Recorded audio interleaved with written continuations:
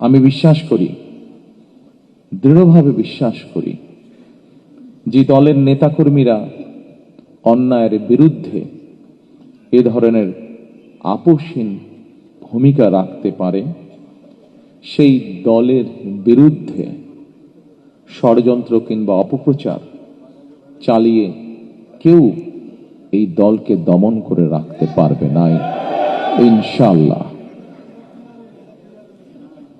ফ্যাসিবাদী আমলের নির্যাতনের শিকার আমার সামনে বসা হাজারো প্রিয় মুখ,